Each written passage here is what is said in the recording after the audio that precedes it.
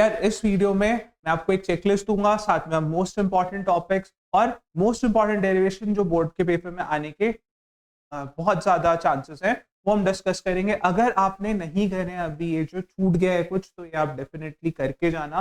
बहुत high probability है इससे क्वेश्चन आएंगे ही आएंगे, और इससे 20 से 25 मार्क्स का डेफिनेटली आपको पेपर में मिलेगा ही मिलेगा, ज्यादा भी मिल सकता है इन टॉपिक से।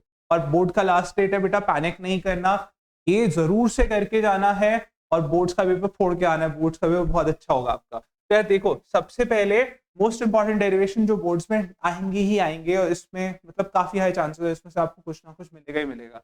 सबसे पहले electric field due to dipole, दोनों पोजीशन उसकी इक्वेटोरियल और एक्सियल, और दोनों का रेशियो बहुत इंपॉर्टेंट है। एमसीक्यू में कहीं ना कहीं पूछ सकते हैं, डेरिवेशन सीधा बोल सकते हैं करने की। चार्ज स्फेरिकल शेल के अंदर बाहर उसके सरफेस पे इलेक्ट्रिक फील्ड निकालने के लिए गॉस लॉ की हेल्प से, गॉस लॉ का एप्लीकेशन है।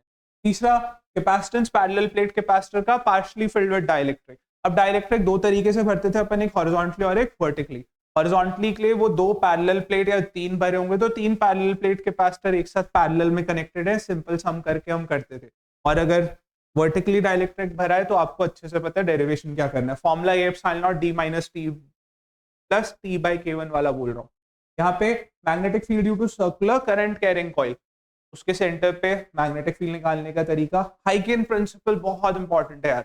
हाइगेन प्रिंसिपल और इसका वेव फ्रंट थ्योरी का पार्ट है, वो आता ही आता है, इसके प्रिंसिपल लिखने के लिए आ जाते हैं कंस्ट्रक्शन के।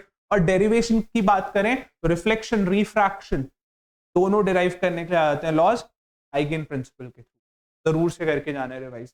इसके बाद torque on current carrying coil in magnetic field, refraction at spherical surface और लेंस मेकर फॉर्मूला, इसका डेरिवेशन मैंने भी कराया है अभी, और अगर छोटी सी वीडियो देख सकते हो। अगर नहीं पढ़ा अभी तक, पढ़ा है तो जल्दी से एक बार रिवाइज कर लेना, इससे बहुत हाई चांसेस है। न्यूमेरिकल तो डेफिनेटली मिलेगा ही मिलेगा इसका, हो सकता है डेरिवेशन भी देने पे।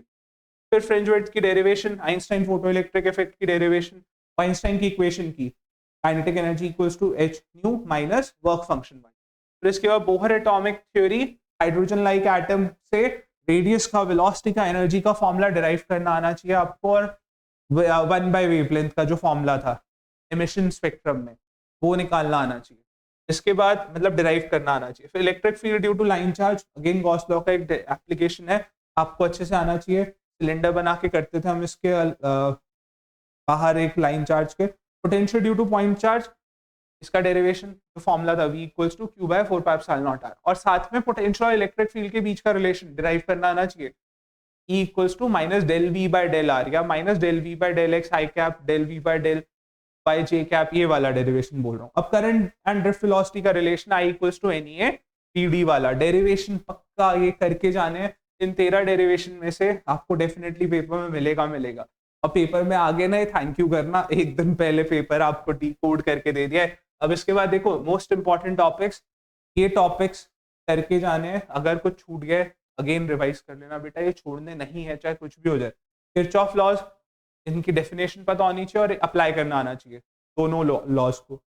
डिफ्रैक्शन थ्रू प्रिज्म, डेविएशन का, एंगुलर डिस्पर्जन का फॉर्मूला डिराइव करना, और इसका अच्छे से थ्योरी पता होनी चाहिए। एलसीआर सर्किट, फेजर डायग्राम आने चाहिए सारे, और रेजोनेंस की कंडीशन हमें पता होनी चाहिए। वो क्वालिटी फैक्टर वाला एक ये ग्राफ, ये जरूर से रिवाइज कर लेना। फिर इसके बाद सेल्फ इंडक्शन फॉर कॉइल और सोलेनॉइड, इसका फॉर्मूला म्यूचुअल इंडक्शन को और एक इन फैक्टर्स पर डिपेंड करता है self induction. Displacement current and uses of EM wave, EM spectrum जो इलेक्ट्रोमैग्नेटिक वेव का, उसके यूजेस।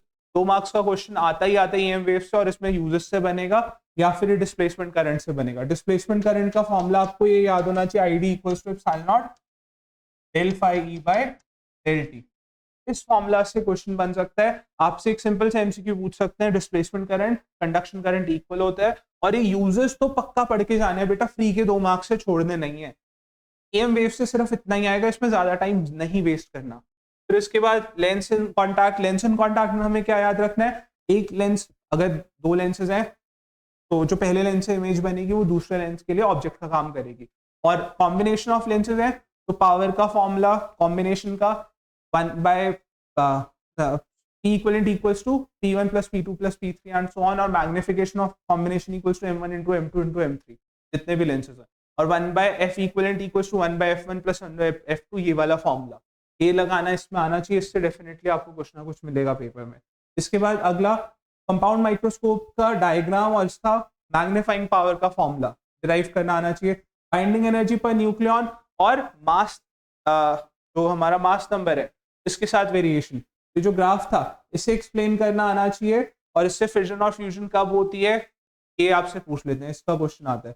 पीएन जंक्शन का डिप्लीशन रीजन कैसे बनता है, फॉरवर्ड बायस रिवर्स बायस में इसका क्या इंपैक्ट पड़ता है, डिप्लीशन रीजन की विड्थ पे कैसे होता है, और एक कैरेक्टरिस्टिक ग्राफ वो आईवी ग्राफ इसका पीएन जंक्शन आउट का फॉरवर्ड रिवर्स बायस में। साथ में रेक्टिफायर की working full wave half wave जरूर से करनी है, इसमें से क्वेश्चन आएगा ही आएगा। और सेमीकंडक्टर्स में से ये सबसे इंपॉर्टेंट चीज है, छोड़ना नहीं बिल्कुल भी, एक बार रिवाइज कर लेना एक दिन पहले, अभी जो हम जिसके लिए वीडियो बन रही है।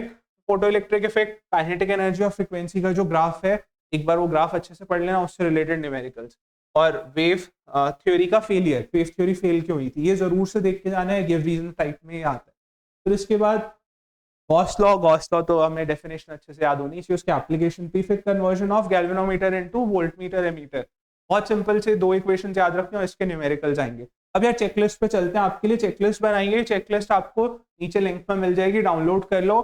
चेकलिस्ट पे जो जो टॉपिक्स, ये चेकलिस्ट कैसे यूज करनी है मैं आपको वो भी बता देता हूँ। देखो चेकलिस्ट में सारे सिलेबस में जो भी डेरिवेशन है सारे इस चेकलिस्ट में लिखे हुए हैं हमने सिलेबस के अकॉर्डिंग। अब जो आपका डेरिवेशन हो गया उस पर टिक लगाते जाओ, और जो आपको डाउटफुल लग रहा है उस पर एक ट्राइंगल बना दो, ठीक है, ताकि आप एक बार रिवाइज कर सको। और पेपर से जब सवेरे उठ के पढ़ाई करोगे तो एक बार ये वाली डेरिवेशन जरूर से देख लेना जिसके आगे ट्राइंगल बना होगा।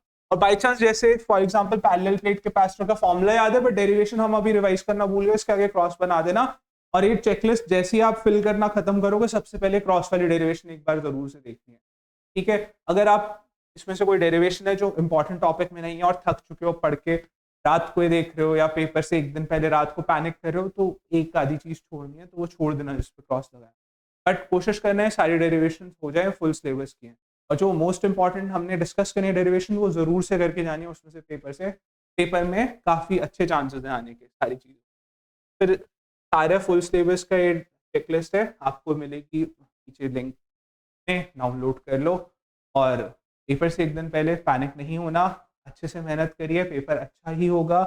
काम रहना है, काम रहोगे 10 से 15 मार्क्स बढ़ेंगे। ये वीडियो को सेव कर लो ताकि इंपॉर्टेंट टॉपिक रिवाइज कर सको और अपने फ्रेंड्स के साथ शेयर कर दो अगर कोई पैनिक हो रहा है तो, ठीक है। बेस्ट ऑफ लक पेपर के लिए, अगले वीडियो में मिलते हैं बेटा, बाय बाय। पेपर के बाद जरूर से बताना पेपर कैसा हुआ, ठीक है, बाय।